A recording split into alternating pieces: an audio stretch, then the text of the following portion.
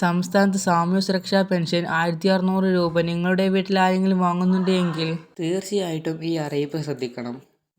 Pension വർധനവ് പ്രതീക്ഷിച്ചിരുന്നപ്പോൾ സർക്കാരിന്റെ ഭാഗത്തു നിന്നും പെൻഷനുമായി ബന്ധപ്പെട്ട മറ്റൊരു വാർത്തയാണ് വന്നിരിക്കുന്നത്. സോഷ്യൽ ഓഡിറ്റ് നടത്തി അനർഹരെ കണ്ടെത്തി അവരെ പുറത്താക്കുമെന്ന് സർക്കാർ അറിയിച്ചിരിക്കുന്നു. മാർച്ച് മാസം തന്നെ നടപടിക്രമങ്ങൾക്ക് തുടക്കം കുറിക്കുകയും ഉദ്യോഗസ്ഥർ നമ്മുടെ വീടുകളിൽ എത്തിച്ചേർന്ന് സാഹചര്യങ്ങൾ പരിശോധിക്കുകയും ഉൾപ്പെടെയുള്ള കാര്യങ്ങൾ കാണും. മുൻപ് പെൻഷൻ അപേക്ഷ കൊടുക്കുമ്പോൾ വാർഡ് മെമ്പറോ അല്ലെങ്കിൽ ഫോണിൽ കോൺടാക്ട് ചെയ്തോ അല്ലെങ്കിൽ മറ്റു മാർഗങ്ങളിലൂടെയോ ചെറിയൊരു അന്വേഷണമാണ് നമ്മൾ നടത്തിക്കൊണ്ടിരുന്നത്. അതുകൊണ്ട് തന്നെയാണ് ഒരുപാട് അനർഹർ ഈ പട്ടികയിൽ കയറിക്കൂടിയിരിക്കുന്നത്. സർക്കാരിന്റെ ഭാഗത്തു നിന്ന് ഇപ്പോൾ ലഭിച്ച റിപ്പോർട്ട് അതുകൊണ്ട് തന്നെ നേരിട്ടൊരു പരിശോധന ഒരു രണ്ടാം ഘട്ടം നടത്തണമെന്ന് പ്രധാന നിർദ്ദേശമാണ് സർക്കാരിൽ നിന്ന് വന്നിരിക്കുന്നത്. BPLും APLും റേഷൻ കാർഡ് ഉള്ളവർക്ക് മുൻഗണനയുണ്ട്. അങ്ങനെയുള്ളവരെ മാത്രം ഈ പട്ടികയിൽ ഉണർത്തിയാൽ മതിയെന്ന് പുതിയ റിപ്പോർട്ട് വന്നിരിക്കുന്നു. അങ്ങനെ വരുമ്പോൾ 55 ലക്ഷത്തോളം വരുന്ന സാമൂഹ്യ സുരക്ഷാ പെൻഷൻ ലഭിക്കുമ്പോൾ അത് പിന്നെ വലിയ അധികം ആളുകളുടെ എണ്ണം ചുരുങ്ങാൻ വേണ്ടി സാധിക്കും. തീർച്ചയായിട്ടും ഈ പെൻഷൻ ആനുകൂല്യം 1600 കൈകളിലോട്ട് അല്ലെങ്കിൽ അക്കൗണ്ടിലേക്ക് സ്വീകരിക്കുന്നവർ ശ്രദ്ധിക്കുക.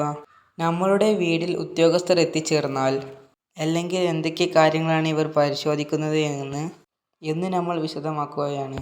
ഏറ്റവും പ്രധാനപ്പെട്ട ഒരു ഘടകം നമ്മുടെ പാർപ്പിടം തന്നെയാണ്.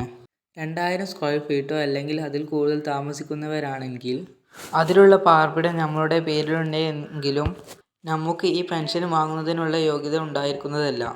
അതിനോടൊപ്പം തന്നെ കോൺക്രീറ്റ് വീടോ അല്ലെങ്കിൽ ഫ്ലോറിംഗ് അല്ലെങ്കിൽ ടൈൽ വീടോ ഇങ്ങനെയുള്ള ചില കാര്യങ്ങളും പരിശോധന വിധേയമാകും.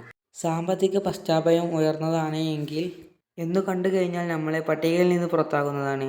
ഇനി ഇതോടൊപ്പം തന്നെ മറ്റു പ്രധാനപ്പെട്ട മാനദണ്ഡം നമ്മളുടെ വീട് അത് 2000 സ്ക്വയർ ഫീറ്റർ താഴെയാണെങ്കിൽ പോലും വീട്ടിൽ AC ഉണ്ട് എങ്കിൽ അത് ആഡംബര വസ്തുവായി കണ്ട് നമ്മളെ ഈ പട്ടികയിൽ നിന്ന് പുറത്താക്കാനുള്ള ക്രമീകരണം സർക്കാർ ചെയ്യുന്നുണ്ട്.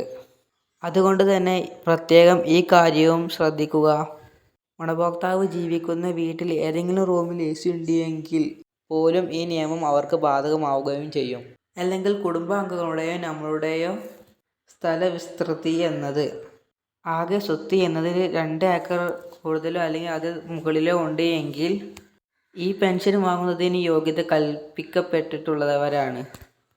വിവിധ മാർഗങ്ങളിലൂടെ നമ്മുടെ സ്ഥല വിസ്തൃതി പരിശോധിക്കും. മറ്റു വകുപ്പിൽ നിന്ന് ഡീറ്റെയിൽസ് എടുക്കും. അങ്ങനെ എടുത്തു കഴിയുമ്പോൾ നമ്മുടെ കുടുംബാംഗങ്ങളുടെ പേരിലോ നമ്മുടെ പേരിലോ 2 ഏക്കർ വിസ്തൃതി കൂടുതലോ ഉണ്ടെങ്കിൽ തീർച്ചയായിട്ടും പെൻഷൻ പട്ടികയിൽ നിന്ന് പുറത്തു പോകുന്ന സാഹചര്യം ഉണ്ടാകും. ഇനി ഇതോടൊപ്പം തന്നെ വാഹനം തീർച്ചയായും പരിശോധിക്കുന്നുണ്ട്. ടാക്സിയാണ് എങ്കിൽ പ്രശ്നമില്ല. പക്ഷേ സ്വകാര്യ ആവശ്യങ്ങൾക്ക് ഉപയോഗിക്കുന്ന വാഹനം അതും 1000cc എഞ്ചിൻ കപ്പാസിറ്റി മുകളിൽ ഉള്ള വാഹനമാണ് എങ്കിൽ പെൻഷൻ വാങ്ങുന്നതിന് യോഗ്യത കൽപ്പിക്കപ്പെട്ടിട്ടുള്ളവരാണ്. അതുകൊണ്ട് തന്നെ ആനുകൂല്യം ഈ കാരണത്താൽ നിഷേധിക്കപ്പെട്ടേക്കാം. ഇനി മറ്റൊരു പ്രധാനപ്പെട്ട കാര്യം ഇനി വരുമാന സർട്ടിഫിക്കറ്റാണ്. നമ്മുടെ വരുമാന സർട്ടിഫിക്കറ്റ് ഈ വർഷം ആവശ്യപ്പെടാൻ സർക്കാർ സാധ്യതയുണ്ട്. ഏപ്രിൽ മാസത്തോടെയായിരിക്കും ആവശ്യപ്പെടുക. അങ്ങനെ ആവശ്യപ്പെടുമ്പോൾ നമ്മുടെ കുടുംബാംഗങ്ങളുടെ എല്ലാവരുടെയും കണക്കാക്കും.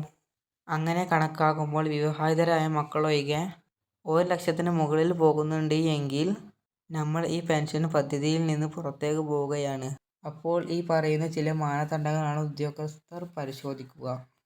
മറ്റു കാര്യങ്ങളൊന്നുമില്ല. ഈ കാര്യങ്ങൾ നിങ്ങൾ മനസ്സിലാക്കിയാൽ മതി.